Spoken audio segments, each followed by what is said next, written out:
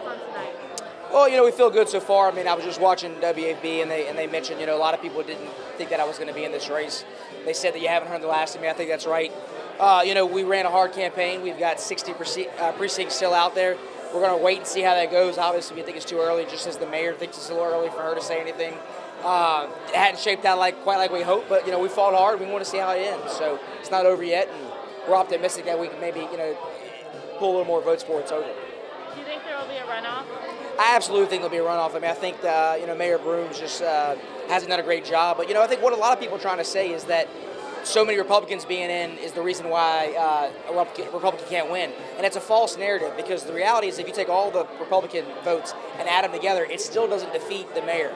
And that's what a lot of people don't realize is that if the mayor gets 50 plus 1, she was getting that regardless because she's getting it from the liberals and the Democrats. She's not getting it from Republicans. And so I definitely think there'll be a runoff. I just think it's going to be tough. I think it's going to be tough for anyone else to beat her. I really do because Bodie White was in that position 4 years ago. He was an older gentleman. He couldn't get folks out there. I think Steve's got that same challenge. Matt Watson's got some baggage it's coming to fruition lately. I think the mayor's probably got a plethora more of that to come through. That's where being young and being in business has helped me is I don't have all that baggage. I'm not old. I'm energetic and charismatic, and I have the ability to do that. And so I worry that a Republican can beat her in the runoff. But I do think there'll be a runoff.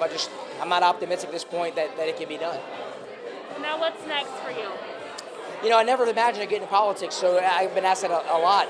I always had the attitude that we're going to in it to win it, so I haven't thought past this. But, I consult for different businesses here in town. I own the bar, obviously, here with some partners. So I don't have any plans or ambition to get involved in politics at this point and hadn't really thought about the future or what's to hold.